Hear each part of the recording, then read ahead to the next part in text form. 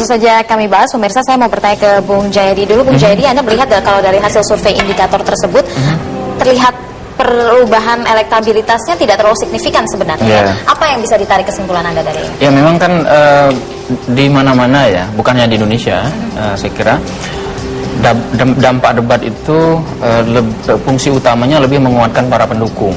Nah, kemudian kalau para pemilih yang masih undecided, yang masih bingung gitu, masih belum bisa memutuskan, kalau mereka menonton itu bisa mempengaruhi mereka.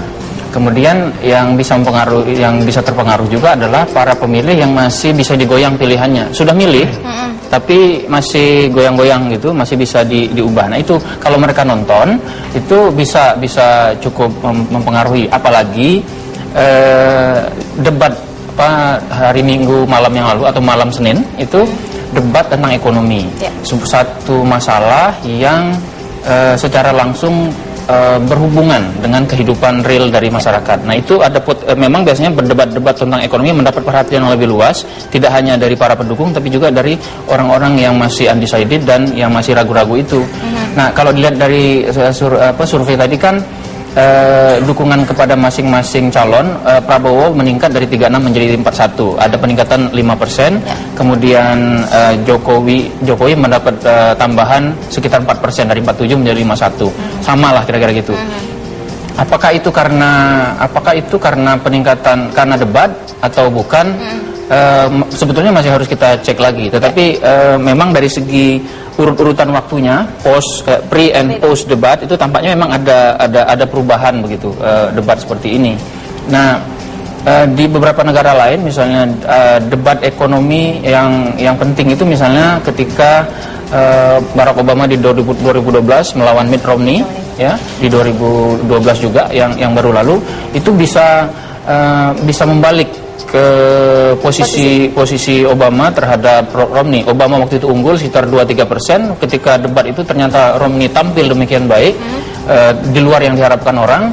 Lalu itu kemudian membuat elektabilitas keduanya di beberapa minggu selanjutnya itu menjadi terus-menerus berkejaran. Bahkan beberapa kali Mitt Romney menyalip begitu. Karena tipis sebenarnya ini perbedaannya. Faktor lain yang bisa membuat apakah debat itu menjadi berpengaruh atau tidak, karena debat itu akan bisa mempengaruhi hanya sedikit ceruk pemilih, ya, karena undecided itu pasti nggak terlalu banyak, ya.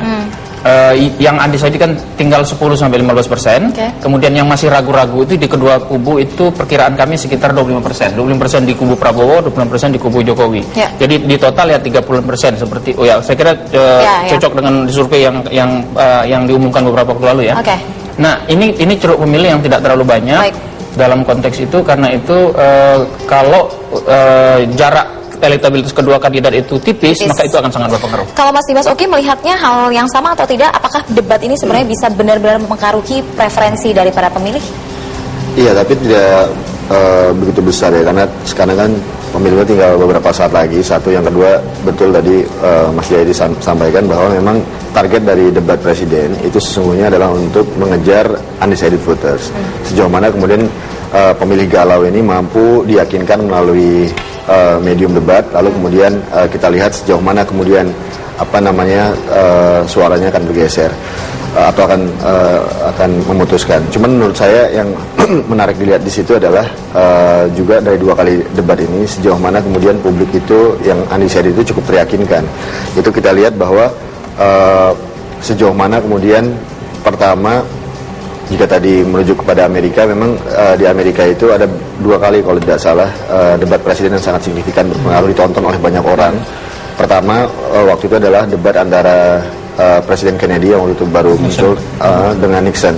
Itu luar biasa. Dari sekitar 177 penonton audiens waktu itu, sekitar 60 juta itu menonton menonton debat tersebut, dan lalu kemudian bagaimana debat tersebut juga sangat mempengaruhi dukungan publik kepada Kennedy misalnya. Jadi debat juga sangat mempengaruhi karena visi maupun kualitas debat itu sungguh luar biasa, lalu kemudian mampu mempengaruhi attitude pemilih. Dan kita lihat juga kemarin ketika debat presiden Jokowi maupun Prabowo, isu ekonomi menjadi ukuran dari sejauh mana sesungguhnya kebijakan mereka akan mainkan. tidak hanya nasional sesungguhnya, tapi juga menurut saya internasional, regional, dan berbagai interest menurut saya yang berkepentingan di negeri ini juga sangat melihat sejauh mana platform dari kedua kandidat ya. Satu lagi ya menurut saya yang bisa mempengaruhi proses apakah debat itu berpengaruh atau tidak, yaitu proses debatnya itu. Kalau terjadi jarak yang terlalu jauh antara kandidat satu dan kandidat dua, artinya dalam hal penampilannya itu bisa berpengaruh, terutama kepada yang masih ragu-ragu dan undecided itu. Tapi kalau debatnya kira-kira sama-sama gitu, atau unggul dikit atau enggak, itu biasanya tidak akan terlalu berpengaruh. Oke, nah nanti kita akan lihat bagaimana performance keduanya dan bagaimana ini kemudian mempengaruhi pemilih ya. Nanti setelah jeda berikut ini kita harus tahan dulu.